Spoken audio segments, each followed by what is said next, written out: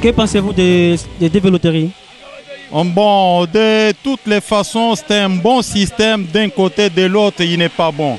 Il est bon système, pourquoi? Puisque ça permet quand même aux gens qui n'ont pas de facilité d'aller en Europe ou bien aux États-Unis et d'aller là-bas.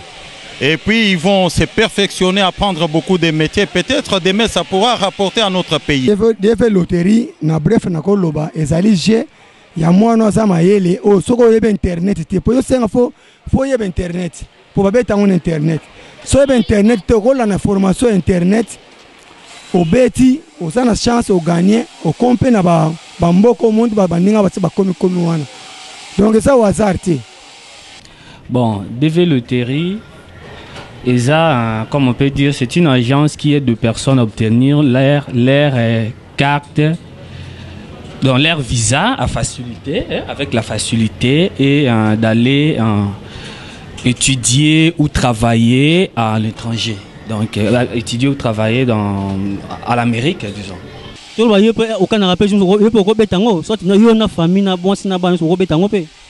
Bon, ngana famille na bana. Étant que jeune, aux jeunes, par exemple les jeunes, au moment où ils ont danger parce que la plupart des gens vont préférer au Kende aux États-Unis. Mais Congo, ils ont là, vraiment, moi vite, tête quand même ils ont manqué en Mboga. Ils ont danger pour venir en Mboga. Bon, pour moi en Mboga, Babosa n'a jamais place au routier. Moi na mboka yokoza la bimia kende bochi koloba mais nandimite ka ko kende kuna pona libela okipo ko kende apprendre po tout ça moi ba difficulté mambo belé peut-être azaki na po ça mambo bela tanga ke moi musika mambo betide na ye mbongo awa ya ba ko koma na ba niveau ane ko mama kité dans l'Amérique kuna avec facilité au ndenge ba ye ko pesa biso chance na DV Loterie bango ba rezoyer en charge peut-être à réaliser ba rêve na ye mais aussi les pe souté que ça impossible pas zonga na pays na ye a ko sala bi loko mo be ko laksa pe biso ba totika leke loko ya kende ko ye ko la libanda de ça so total beza pour la formation PK ya biso moko de ça kan ndenge za raquette que ça la mo beti d'ailleurs o kipo zonga na pays na yo pour ya ça. Ce n'est pas bon, pourquoi?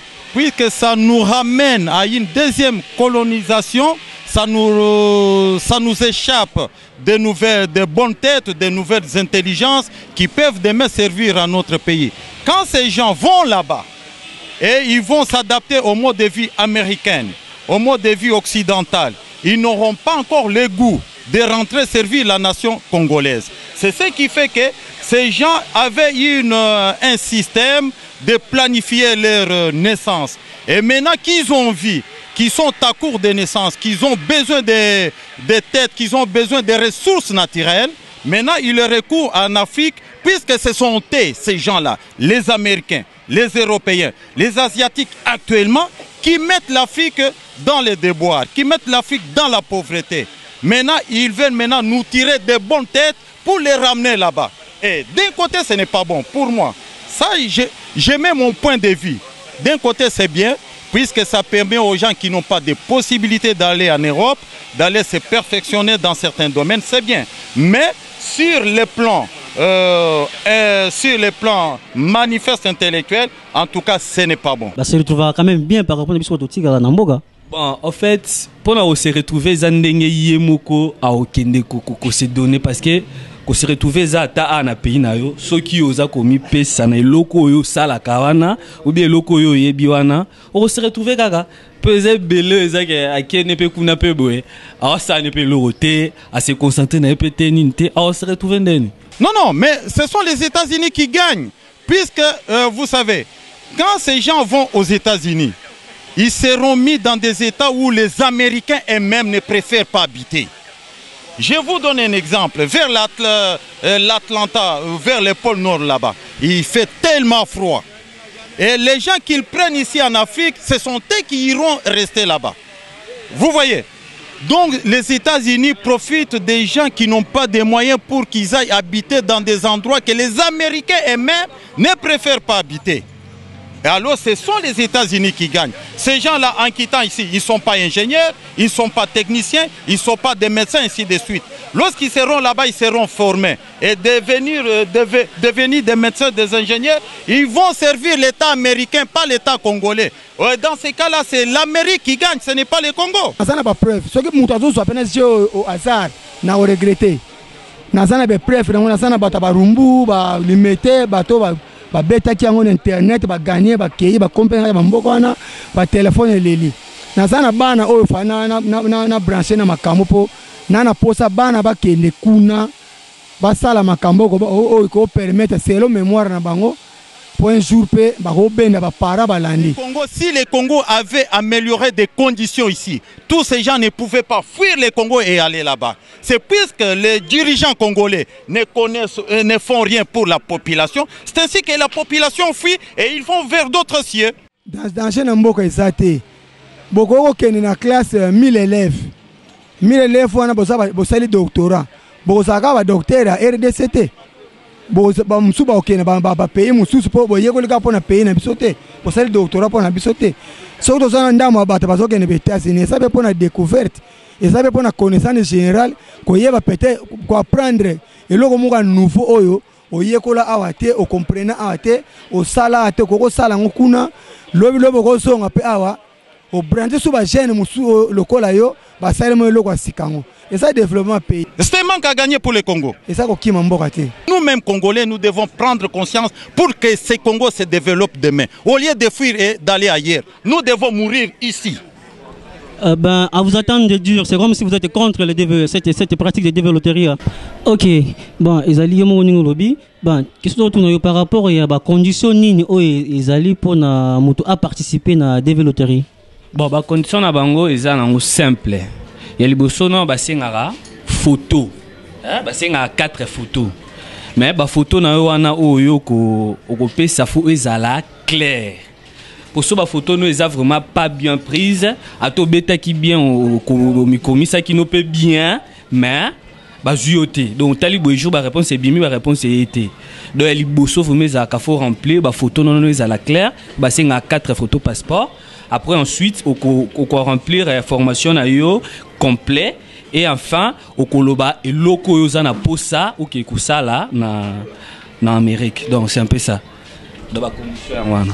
Bah monsieur toyebi kino na kalizala un peu gratos mais les autres comme on a ba cyber rebelle ni comme ko fixer ba prix des fois forfaitaire monsieur tia na yebo atie bo 10 monsieur 15 monsieur 20 siko yo d'après ni ça les pas bino zandei. Bon soto futara soto comme au futisa ou bien ceux qui to futisara exacte que donc to futisa pour biso to gagner ou comment non pour d'abord dans cyber de to somba connexion c'est payant et pour être connecté na site na bango oyo faut boza na connexion or connexion avant bino boza na faut bo somba. Donc, biso to sombi connexion pour te aider public ou bien peuple azana pour ça à bêta. Donc, yep en retour, faut afuta pour biso pe lo biso to zo force ok ko somba sous connexion pour na ba msusu ba ya bêta. Donc, c'est un peu ça. Déjà pour na yango ndé to foot ça. Bon, soit ezaki que connexion peut-être ezaki gratuit, ndé na ba pays étranger des ara wifi partout, tout ça partout. On allait aussi faire gratuit mais ici au Congo tout to sombara donc yango sala ka to foot sa bango ton bazoya ko betsa devena bango. Bon développer plutôt avant tout ils âgés mais je peux ils ont critère chance parce que d'après yo naningi au lobby yango mo bato bayaka parce que robani eloko ni ko senga na population soit na public ba kolanda yo na mitch oyo ko senga ki bayako beta to soit ils eloko bon ni ko senga bango au juste. Bon, eza likambo a chance. Pour ce total na développer le terrain on peut zate que tango yo beti au jui bango ba jui ba futelio ba billet ba futelio nyon surtout OK non.